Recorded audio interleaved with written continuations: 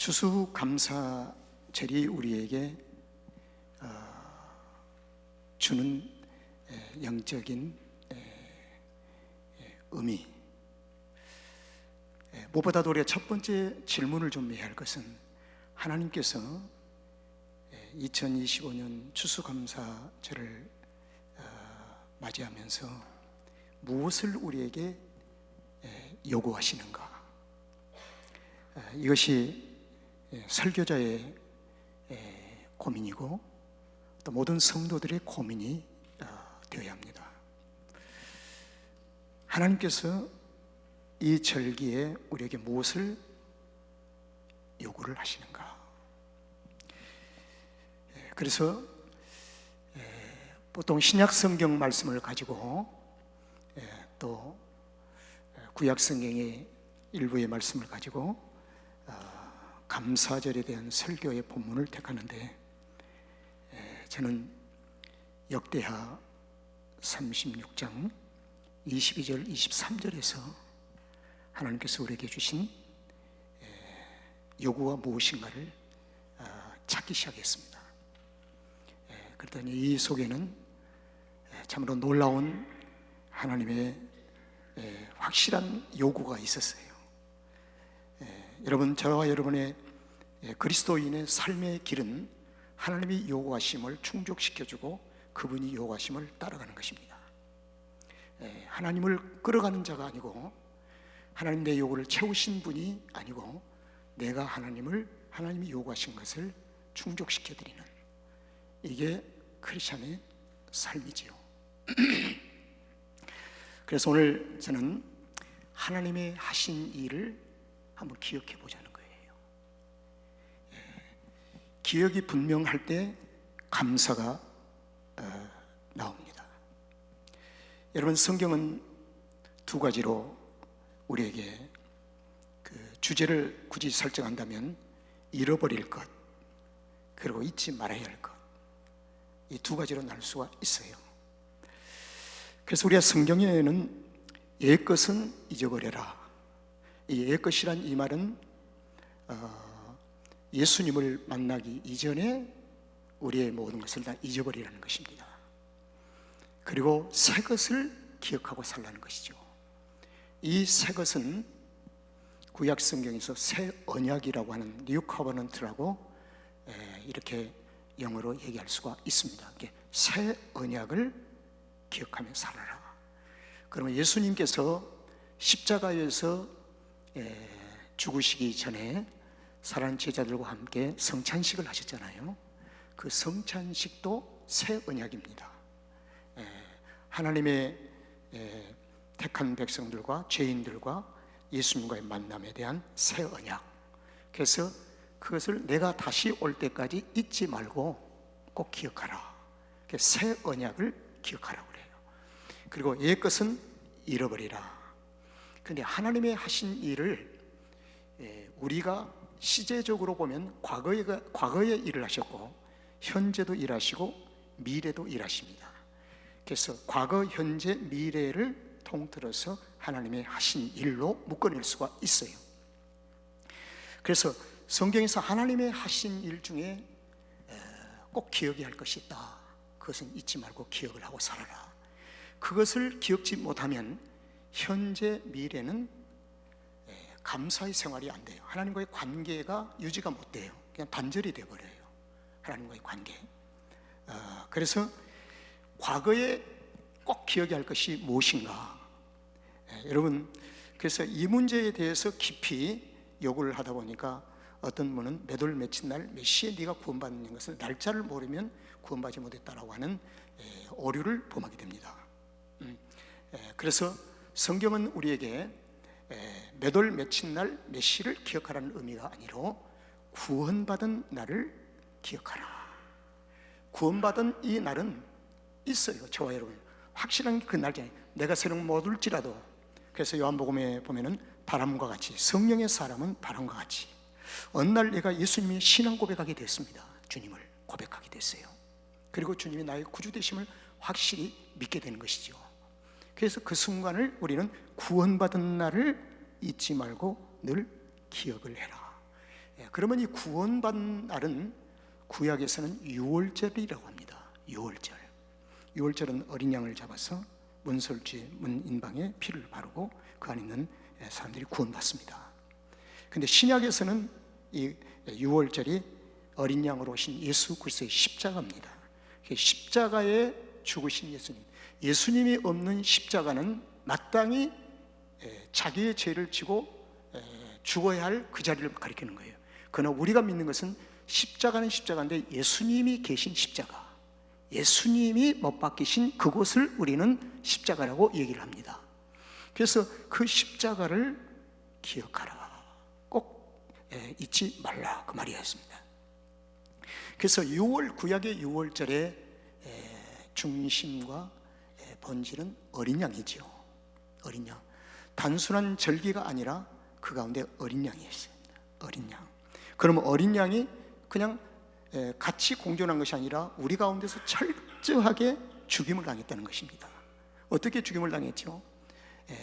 죽임을 당하고 피를 뽑고 문설주에 바르고 그 살을 구워서 저녁에 가족들이 먹습니다. 이게 완전한 희생을 가리키죠. 그래서 어린 양을 신약 성경에서는 성찬입니다. 오늘 우리가 떡과 피를 잔을 마신 것은 성찬식이라고 해요. 그 예수님이 분명히 말씀하셨어요. 이 살은 내 살이다. 그리고 이 잔은 내 피다. 그래서 이것을 상징적으로 다시 내가 올 때까지 나를 잊지 말고 기억하고 기념해라, 이거였어요. 그래서 성찬식을 기억하는 것입니다. 주님이 다시 오실 때까지. 그러면 성찬식을 기억하는 그 순간부터 우리 안에 감사가 회복이 됩니다. 왜 그럴까요? 죄인된 내가 구원받았으니 그 이상 감사할 게 있겠습니까? 감사가 우리 안에서 회복이 돼요. 그러면 저와 여러분은 예수님을 어디서 만났는지 중요합니다. 예수님 만난 것이 어디서 만났지요? 물 위에서, 그리고 사업이 잘 되는 사업 현장에서? 아니에요. 예수님 만난 곳이 십자가 위에 못 박히신 그곳에서 우리가 주님을 만난 거예요. 그곳에서 우리에게 진정한 죄사함과 구원이 있게 되는 것입니다. 여러분, 누가복음 24장을 보면은 엠마오의 두 제자가 나옵니다. 이 엠마오의 두 제자의 짧은 시간과 길을 보면은 과거의 본질을 잃어버리고 있는 것입니다. 엠마오라는 두 제자가 십자가에서 못 박히신 예수님 아래서 안타까운 마음을 가지고 제자로서 가졌지만 그 십자가 속에 담겨진 구속의 은혜를 모르는 것입니다. 그럼 무엇만 봤을까요? 두 제자는 십자가의 죽음만 본 것입니다. 여러분, 그리스도인은 죽음만 보는 것으로 끝나면은 그 율법 아래에서 사망을 받게 되는 거예요. 우리는 예수 그리스도의 죽음 가운데서 생명을 볼 수 있는 믿음의 눈을 열어야 합니다. 믿음의 눈을 열어야 돼요. 근데 엠마오라는 두 제자는 십자가 위에서 못 박히신 예수 죽음만 본 거예요. 그러니까 그 죽음만 보니까 죽음은 우리의 삶을 어떻게 해요? 두려움을 가져옵니다. 초조하게 만들어요. 불안하게 만들어요. 그래서 그 엠마오라는 두 제자의 마음속에는 막 불안과 초조함과 쫓기는 마음이 생겨요. 그래서 예루살렘을 떠납니다. 어디로요? 엠마오로. 이것을 가리켜서 엠마오로 가는 두 제자라고 해요. 근데 예수님이 그들 가운데 함께 하셨음에도 불구하고, 그건 부활하신 주님입니다. 함께 하셨음에도 불구하고 그들은 예수님을 알아보지를 못합니다. 여전히 죽음에 사로잡혀 가는 거예요. 초조함과 불안과 그 가운데 예수님께서 그들에게 말씀하심으로, 말씀은 성령의 감동함으로 되어진 말씀이기 때문에 그 말씀을 듣는 순간에 성령의 감동이 일어나는 것입니다. 그래서 여러분, 성경을 우리가 그냥 읽고 아는 것은 율법이요, 성경 속에서 감동을 받아야 돼요. 감동으로 받은 감동하심을 입은 자들이 받아서 기록한 말씀이기 때문에 성경을 읽을 때마다 가슴이 뜨거워져야 합니다. 그래서 엠마오라는 두 제자는 가슴이 뜨거워졌습니다. 그러다 보니까 눈이 열리는 거예요. 눈이 열려서 보니까 가운데 있는 분이 누구예요? 예수 그리스도였습니다. 예수님이었어요. 그래서 이 엠마오라는 두 제자는 그때 예수님을 보는 순간에 엠마오라는 두 제자는 삶의 방향이 터닝돼 버립니다. 엠마오가 아닌 어디로요? 예루살렘으로 다시 터닝해. 이게 제 생명의 길이에요. 그러니까 예수님을 만나지 못하면 내가 가는 길이 멸망의 긴 줄 모르고 가는 것입니다. 그러나 예수님을 진정으로 만난 자는 생명의 길로 터닝하게 돼 있어요. 그래서 가장 미련한 자가 지금 잘 되고 지금 모든 것이 형통하고 했다고 해서 그냥 무대별로 걸어가다 보면 그것이 멸망의 길이 될 수도 있다는 것입니다. 그래서 하나님은 우리를 멸망의 길로 결코 인도하시지 않습니다. 우리를 생명의 길로 인도하신 것입니다. 이렇게 해서 엠마오라는 두 제자는 예루살렘으로 삶의 방향을 틀지요. 그런데 6월절에 어린 양을 잃어버리고 불안과 초조 속에서 예루살렘을 떠나는 두 제자처럼 이스라엘 백성들이 삶의 방향을 잃어버리고 바벨론 포로에서 70년 동안 불안하게 사는 거예요. 초조하는 거예요. 이것이 똑같은 맥락을 우리에게 제공해 주고 있습니다. 여러분, 지금부터 한번 저 얘기를 잘 들어보세요. 그러면 내가 안고 있는 이 고난과 시련의 문제가 기도의 응답이 더디다고 생각되는 모든 문제가 풀어지는 거예요. 어디서? 성경이 풀어주는 거예요. 성경이. 자, 바벨론은 하나님께서 의도적으로 바벨론에 묶으셨습니다. 바벨론은 고난과 시련이에요. 하나님은 의적으로 고난과 시련으로 이스라엘을 묶어두셨어요. 저도 종종 바벨론의 안에다 집어넣어 묶으심 같이 나도 묶임을 당할 때가 한두 번이 아니에요. 70년 살아오면서 많은 묶임을 당해봤어요. 그건 하나님이 버리심이 아니라 하나님의 의도하신 계획 속에서 묶으신 겁니다. 예레미야 선지자와 이사야 선지자를 통해서 이 사실을 분명히 밝혀요. 여호와께서 묶으셨다는 것입니다. 하나님께서 묶으셨다. 그래서 이 바벨론은 단순한 고난과 시련이 아니고 그들은 그 훗날 많은 시간을 지난 후에 하나님이 바벨론에 그때 눈물로 호소를 합니다. 그렇게 하지 마라. 그렇게 하지 마라. 시드기야까지. 그러다가 예레미야 선지자는 바벨론 70년에 너희들은 잡혀갈 것이다. 70년 동안 예언을 합니다. 그리고 동시에 바벨론 포로 70년 잡혀가서 끝나는가요? 아니다. 너희와 함께 그곳에서 새 언약을 내가 세우리라. 새 언약, 뉴 커버넌트. 새 언약을 세우리라. 너희들이 그동안 400년 동안 나와의 언약을 파기한 유대와 이스라엘,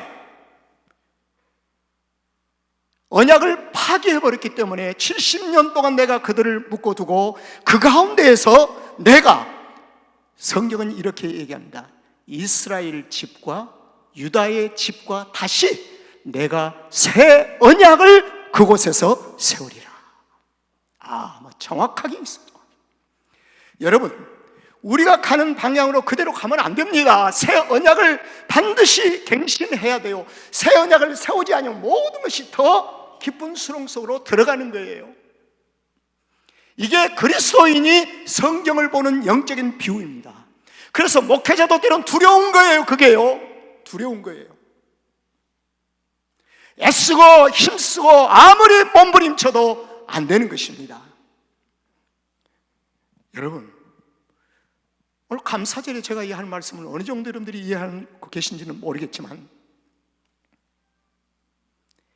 그래서 성경은 이렇게 얘기합니다. 70년을 안식년으로 비유를 해요.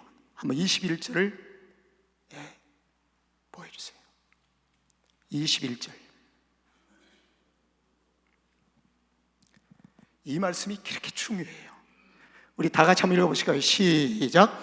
이에 토지가 황무하여 안식년을 누림과 같이 안식하여 몇 년요? 70년을 지내었으니 여호와께서 에레미야의 입으로 하신 말씀이 응하였더라. 여러분, 토지가 황무했다는 이 말은요, 이스라엘 백성들, 유대 땅에, 이스라엘 땅에 70년 동안 아무것도 심을 수가 없다는 거예요. 심어도 곡식이 열매를 맺지를 못해요. 왜? 포로 다 잡혀갔기 때문에. 그러면 이 토지가 황무했다는 이 말은 영적으로 이스라엘 백성들을 가리킵니다. 우리의 마음밭이 황무해졌습니다. 그래서 안식년을 갖게 했어요. 토지를 씌워줘야 토지가 수확을 할 수 있죠. 그래서 이스라엘은 7년 경작을 금한 겁니다. 토지가 너무 영양분을 빨아먹으려면 열매를 못 맺기 때문에. 70년 동안 바벨론의 포로인 것은 토지가 황무한 상태, 토지가 황무한 상태, 안식년을 갖게 하셨다는 것입니다. 몇 년 동안요?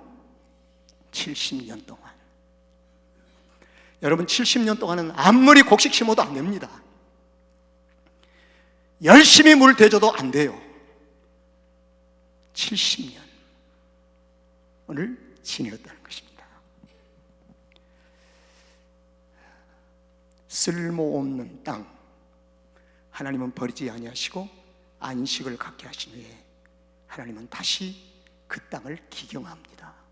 이것이 바로 뉴 커버넌트, 새 언약이에요. 그러면 구약의 새 언약은 신약에서 사도시대에 무엇으로 말씀하시는가? 회개입니다.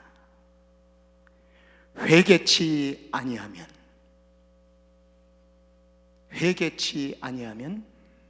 토지가 황무한 거예요. 그래서 오늘날 현대 그리스도인들에게 많은 영적인, 그래도 내 기도를 다 응답하시고 응답할 거야, 내일 모레. 이것은 안 돼요. 본질적으로 심령 속에서 깊은 토지를 기경하는 삶이 있어야 한다는 것입니다. 이게 없으면 안 돼요. 그리고 성도들, 곧 응답하실 거야, 염려하지 마, 내일이면 할 거야. 여러분, 이것은 사꾼 거짓 선자 아닌가요? 당신의 삶 속에서 진정한 새 언약이 회복이 돼야지요. 자, 여러분, 더 놀라운 얘기를 이제 하겠습니다. 예레미야서 29장 10절에 보니까 예레미야 선지자가 너희들이 70년의 포로로 잡혀갈 것인데, 70년 동안 묶여있을 것인데 70년이 차면 하나님의 의도한 계획대로 고난과 시련 속에서 철저하게 하나님 앞에 낮아지고 겸손한 그 시간이 차면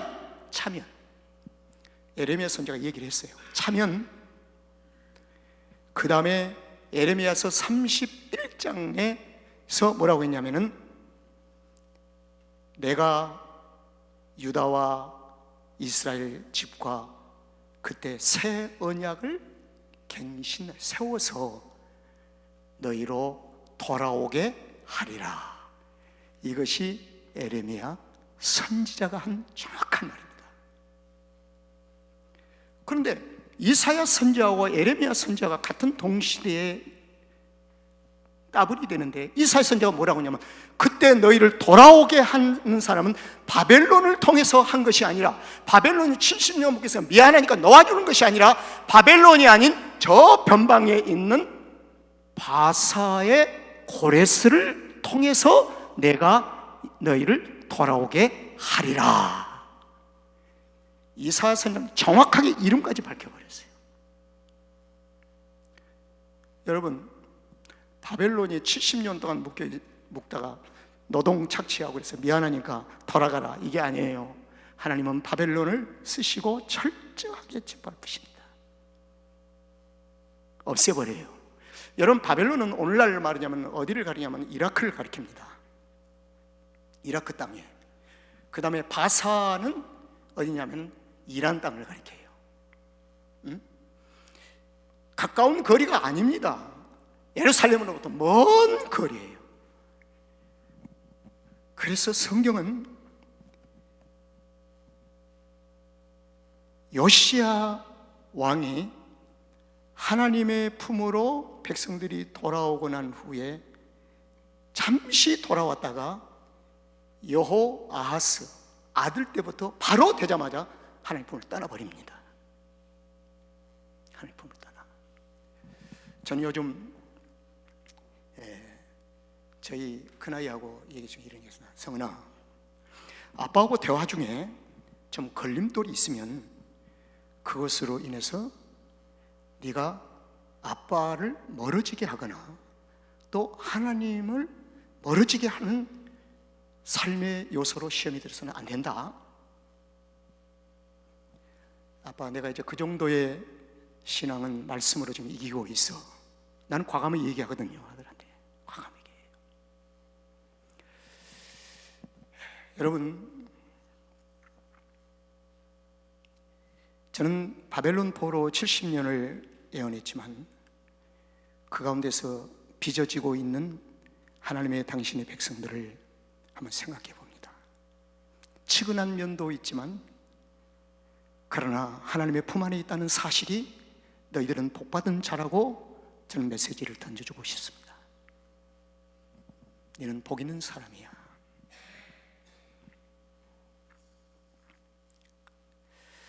그래서 요시야 왕 이후로 하나님의 품을 완전히 떠나버려요. 어디까지요? 20대 시드기야 왕까지 완전히 떠나버립니다. 여러분, 의심가지 않아요? 이렇게 백성들이 강팍합니까? 그래서 어떤 신학자는 이 얘기를 합니다. 세계 민족 속에 가장 강팍한 자가 이스라엘 사람들이에요. 우리의 심령 속에도 가장 강팍함이 있어요. 할 수만 있으면 동의를 안 하려고 하고, 할 수 있으면 따라가지 않으려고 하는 이 강팍함이 저와 여러분 심령 속에 있다는 것입니다. 이스라엘이 그렇대. 이스라엘이. 그러한 이스라엘, 이제 70년의 때가 찼습니다. 때가 찼어요. 하나님께서 어떻게 일하시는지, 자, 우리 한번 21절을 하반절을 보겠습니다. 에레미야, 여호와께서 에레미야의 입으로 하신 말씀이 뭐요? 응하였더라.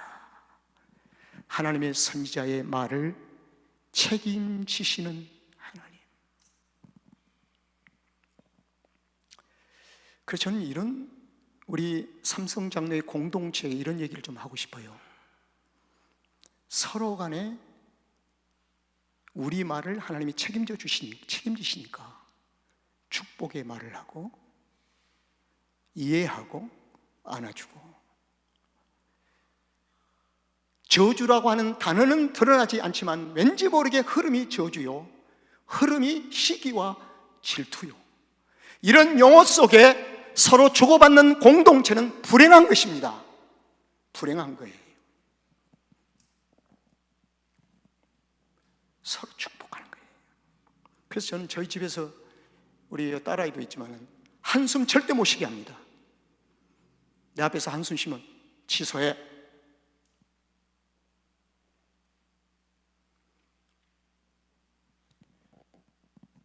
그게 그리스도인들의 삶의 행동이 아니잖아요. 자, 22절을 보겠습니다. 자, 22절 이제 본문에 들어갑니다. 시작. 바사왕 고레스 원년에 여호와께서 에레미야의 입으로 하신 말씀을 응하게 하시려고 누구요? 바사왕 고레스의 마음을 감동시켜서 저가 온 나라에 뭐요? 공포도 하고 조서도 내려 가로되. 여러분, 아이고 바사왕 고마워요. 당신이 우리를 이렇게 자비를 베풀어서 고맙습니다. 성경은 어느 한 군데도 이 얘기를 삽입할 수가 없습니다. 이 모든 일을 누가 하셨어요? 여호와 하나님께서 하신 줄로 믿습니다. 바사왕은 스스로 절대로 못해요. 절대로 못해. 에레미야의 입으로 하신 말씀을 응하게 하시려고 바사왕 고레스의 마음을 감동시키셨다는 것입니다. 여러분, 목회 오랜 세월 동안 성도들의 마음에 하나님께서 감동시키지 않으면 못하겠어요. 못해요. 다 뭐 내가 아무리 성도들 잘해줘, 그거 안 돼요. 안 돼. 안 돼. 그래서 감동시킬 수 있는 유일한 길은 무엇일까? 내가 하나님 앞에 바로 서야 되겠다. 그거예요. 하나님 앞에 바로 서는 게. 그게 하나님께서 감동시켜. 교회를 사람이 할 수 있습니까?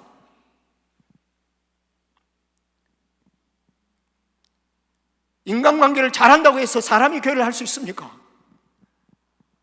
하나님의 교회는 성령께서 운행하시고 성령께서 하신 일이지요. 성령님이 원하지 아니하면 어떤 사람도 할 수 없어요. 성령께서 하신 일이에요.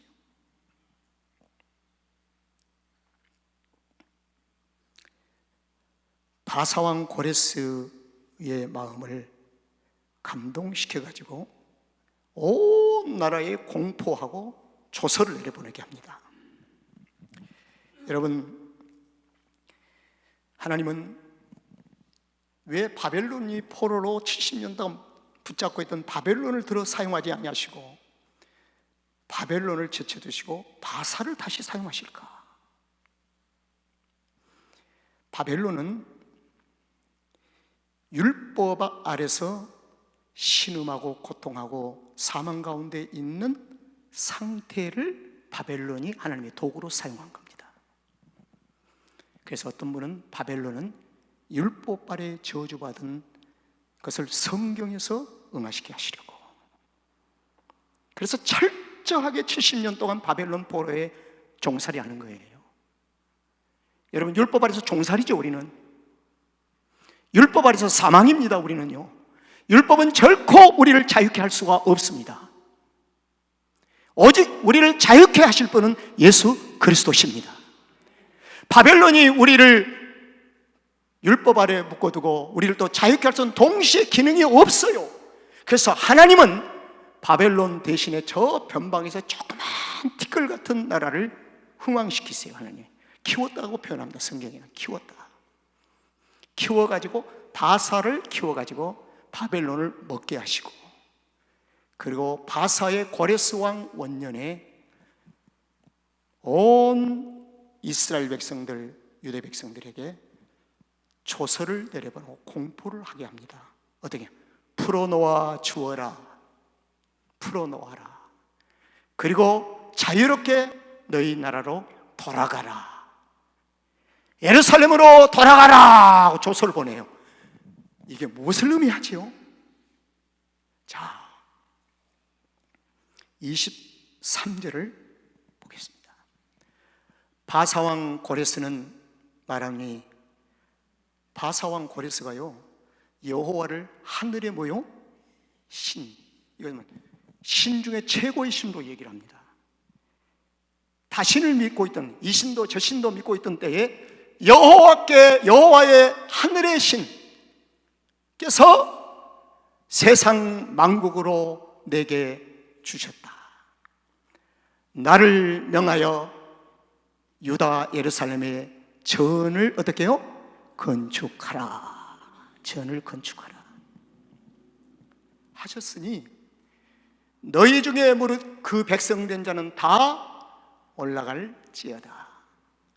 너희 하나님 여호와께서 함께 하시기를 원하노라. 이게 바사온 고레스가 한 행동이에요.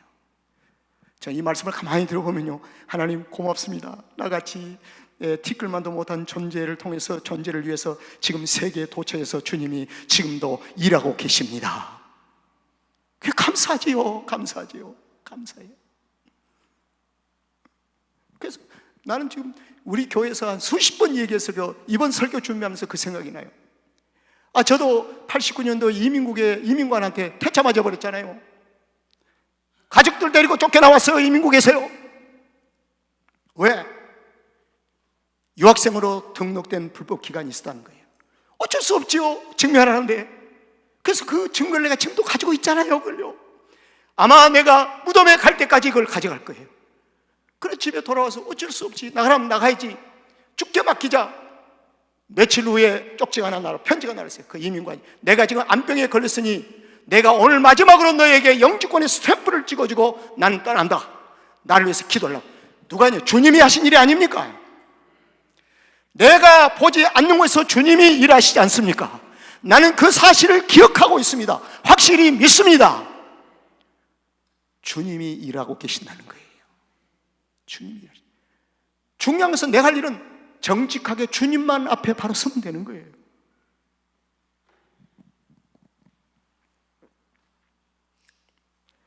바사는 하나님께서 심판의 도구가 아닌 하나님의 긍휼하심의 도구로 하나님이 사용하십니다.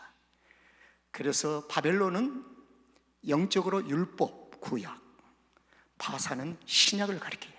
그래서 이사야 선지자는 바사의 고레스 왕을 오실 메시아에다 비유를 했어요.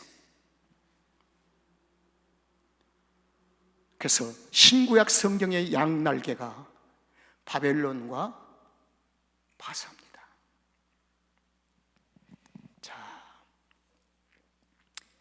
나를 명하여 유다 예루살렘의 성전을 건축하라고 했다. 그래서 백성된 자는 다 올라갈지어다. 여러분, 성전을 건축하라. 이게 중요합니다. 어디다가요? 유다 예루살렘에다가. 유다 예루살렘은 신약에서 그리스도인들의 심령을 가리켜요. 심령. 너희 안에 내가 있느니라. 네 안에 성령 하나님께서 있느니라. 성도들을 가리켜요. 그래서 이것을 신약에서는 예수님께서 사도들이 예수 그리스도 안에, 심령 안에 성전을 건축하라, 그 말입니다. 심령 안에 성전을 건축하는 것이 무엇을 의미합니까? 심령이 여호와께로 다시 돌아가는 것입니다. 돌아가는 거예요. 자, 성전을 건축하라, 이 말은 따라합시다. 무너진 예배. 자, 함께 한번 해보세요. 무너진 예배.